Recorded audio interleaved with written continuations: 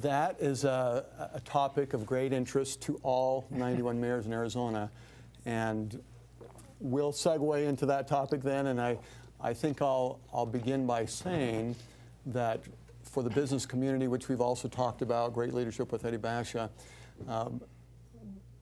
business leaders and mayors are all consistent in saying that it is time for tax simplification to take place. And we've been talking about it for 20 plus years, and that's where there's a little confusion, because in some cases when the mayors are united in voicing a concern, for some business leaders it has come across as, well, we're not in support of this when we are.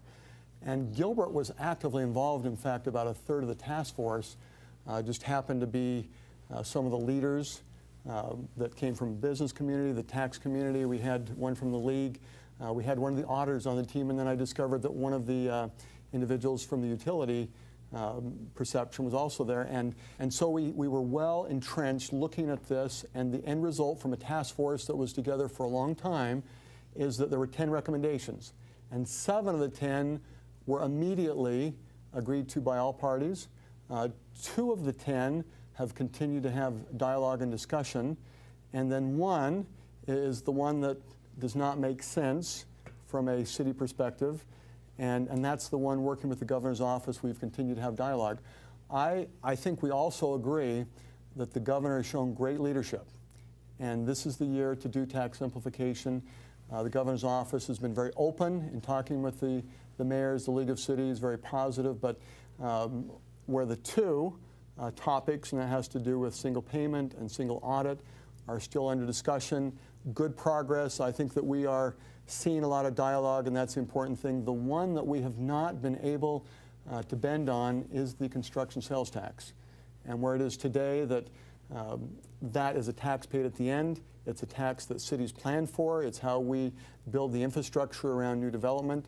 And the proposal to bring it back out and have it be part of a tax that's paid up front on the materials, we have looked at it. We've paid attention to it. I think we even said, well, it's time for a third-party group to look at this, and that's when we had the Joint Legislative Budget Committee give us the feedback, and the results are exactly what we thought, that it is too big of a risk at this point to have that implemented. But I summarize again, and there can be some other comments. We are very much in favor of tax simplification, and there has been some thoughts that we're not, but we are, and we're in there. We've given feedback on it.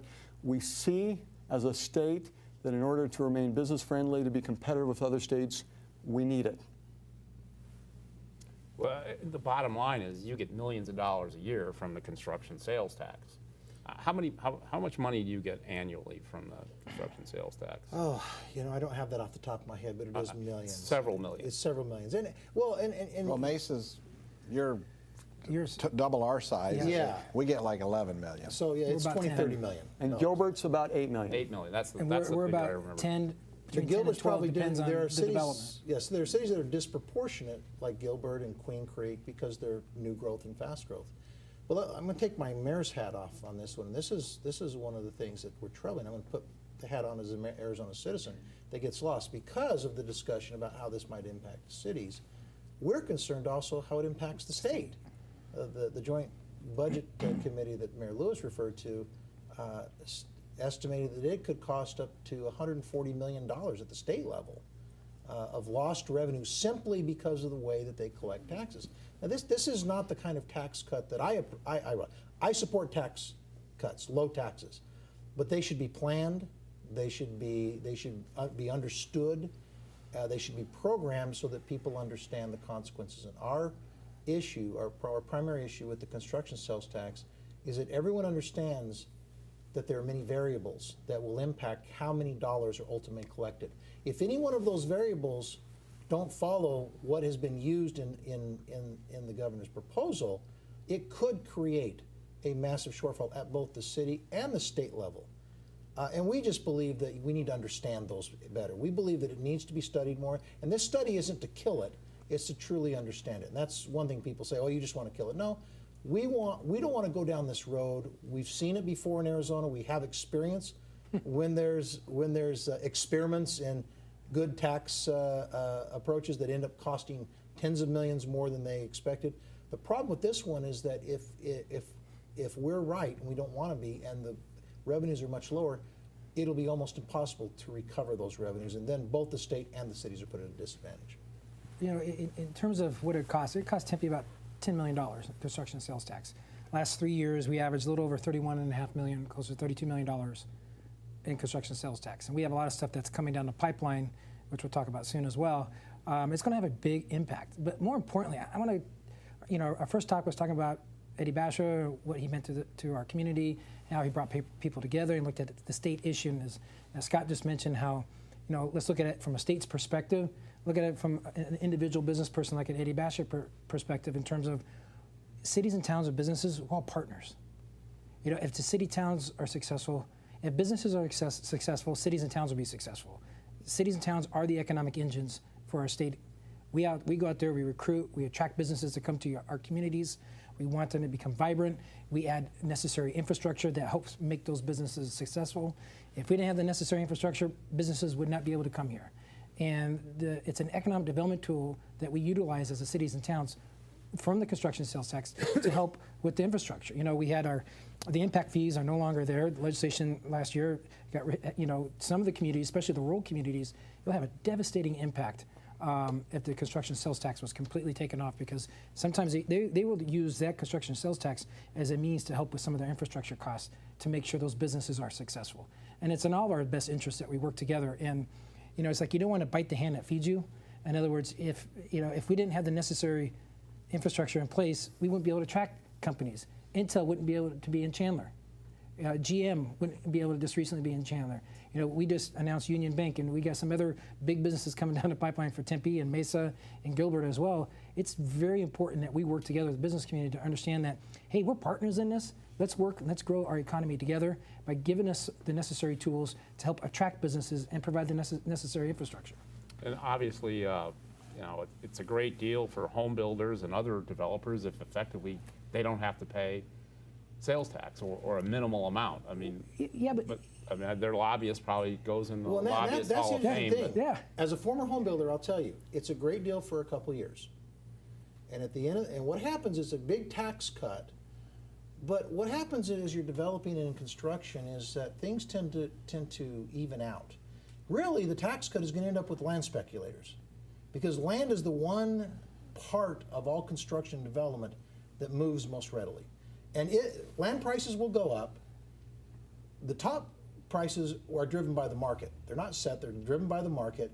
And so those land prices will go up. So at the end of the day, if you want to break it down, this is a giant tax cut to land speculators. Now, in my economic development plan, and I'm sure that these other three mayors would agree, giving tax breaks to land speculators really is not necessary and it's not desirable. But that's where we'll end up. It's going to affect Chandler just as much, because think- Chandler is growing, the south part of Chandler. Yeah, without repeating everything, I mean, Mark kind of said it best. We take a lot of those sales tax revenues and put them into economic incentives or building transportation to help an Intel or a GM or a data centers that are locating in your corridors.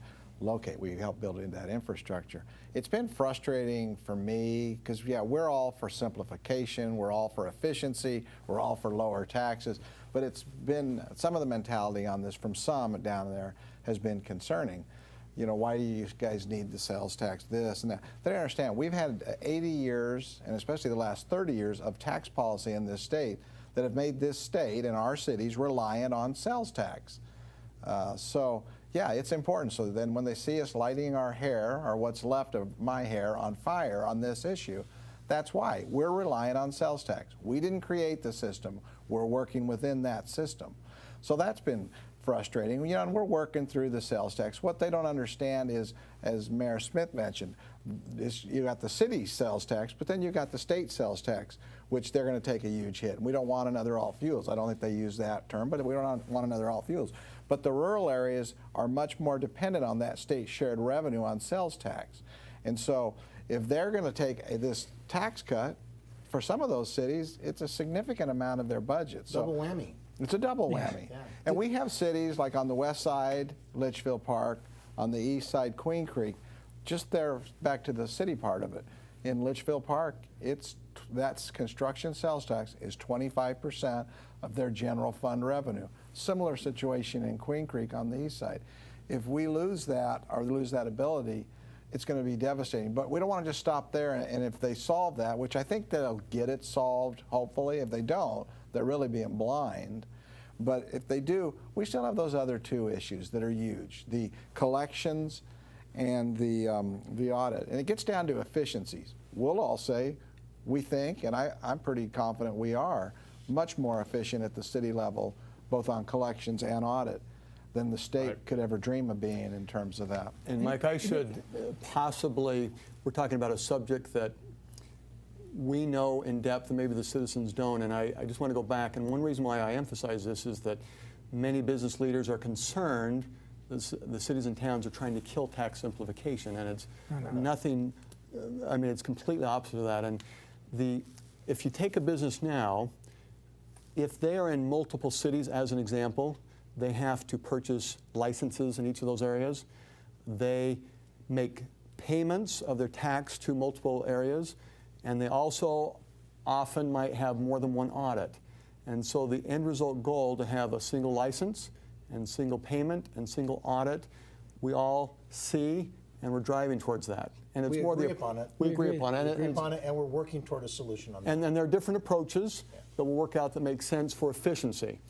The key part, and this is mainly what we were talking about, is that major change to do away with the construction sales tax. And that's the part, and echoing and summarizing, but the specific dollar figures from the Joint Legislative Budget Committee have a range that, depending on assumptions, it could be $19 million in the positive for the state. And this is not even talking cities and towns. But on the flip side, it could be $137 million in the opposite direction. And this is the part, just summarizing again, that doesn't make sense, because cities 137 million. To the state Shortfall. general fund. Shortfall On to the state state side, general that's fund. not the city That's not side. counting the cities, which That's just the state. and we also reminded, we had a press conference, we all have the same constituencies. My constituents are the constituents of our state legislators as well as our governor. And that's something that we should be very mindful of, because at the end of the day, we're the last form of government, the buck stops with us. And just as much as the state doesn't like the federal government telling them what they can and can't do, but it's okay for them to tell us what we can and can't do. Instead of doing that, let's see how we can work together. And we're and to echo Mayor Lewis's comments and John, we agree with the simplification. I'm the chairman of the Municipal Tax Code Commission, along with my peers from other cities, councils and mayors throughout the state. And we are simplifying, working with ATRA to simplify a model city tax code. And we've taken their recommendations, knowing that this is an issue that we want to make sure that it's more simplified for businesses in the state of Arizona. With that being said, this could be, you're looking at a tax policy that's been on the books for over 80 years. And to echo what Jay mentioned in terms of, this is a big issue. This is not something that we could just take lightly and not work towards how we could find more of a common ground, if you will, to benefit everybody. Because if their projections are correct, the opposite side of what could happen to the state would be devastating. I think you saw an issue that you sort of get mayors both united and passionate about. Right.